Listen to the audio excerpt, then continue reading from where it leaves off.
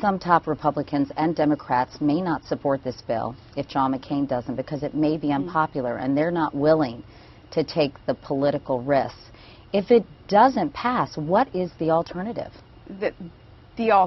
As I say, inaction is not an option. We have got to shore up our economy. This is a crisis moment for America, really the rest of the world also, looking to see what the impacts will be if America were to choose not to shore up what has happened on Wall Street because of the ultimate adverse effects on Main Street, and then how that affects this globalization that we're a part of in our world. So the rest of the world really is looking at John McCain, the leadership that he's going to provide through this, and if those provisions in the proposal can be implemented and make this proposal better, make it make more sense to taxpayers, then again, John McCain is going to prove his leadership. You're talking about greater oversight, not necessarily giving Treasury Secretary Paulson the keys to the castle. What will that oversight look like in your view? I love John McCain's idea on the bipartisan overseeing board, and I think bipartisan is key on this. This is a time where, man, politics have got to be put aside. This is too important. This is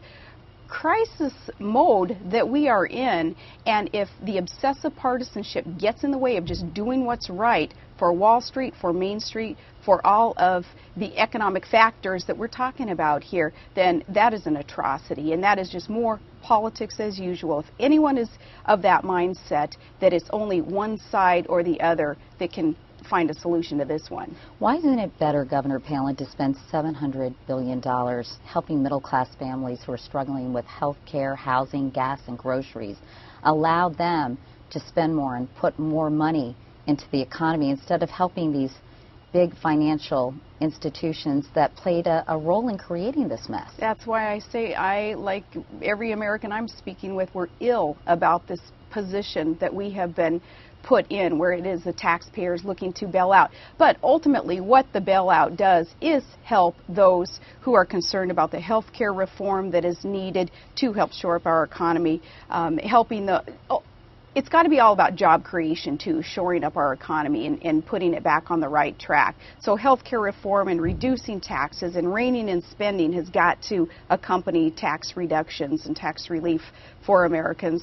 And trade, we've got to see trade as opportunity, not as a competitive, scary thing, but 1 in 5 jobs being created in the trade sector today. We've got to look at that as more opportunity. All those things under the umbrella of job creation. This bailout is a part of that. If this doesn't pass, do you think there's a risk of another Great Depression?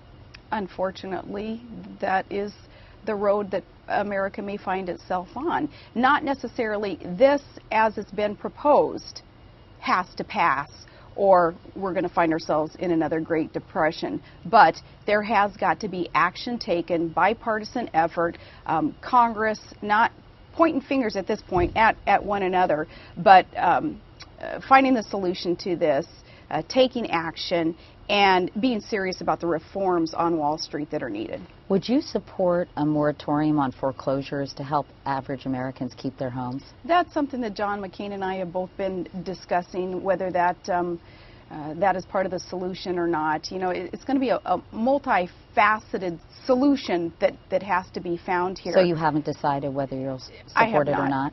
What are the pros and cons of it, do you think? Oh, well, some decisions that have been made poorly should not be rewarded, of course. At the same time, by consumers, you're saying? Consumers and those who were predator lenders also. That's, you know, that has to be considered also. But again, it's got to be a comprehensive, long-term solution found for this problem that America is facing today. As I say, we are getting into crisis mode here, and if we don't shore up the economy, much of that does have to do with homeowners, home buyers who had been given misinformation or made decisions based on not only poor information that they were given, but just not looking down the road as they should have been. Do you blame them to an extent? And not so much the homeowners who are now finding themselves in the position that they are in, but those predator lenders who have taken advantage of people who put their trust in government, for one, overseeing agencies that have that obligation to protect American consumers and American dollars, and they have let us down.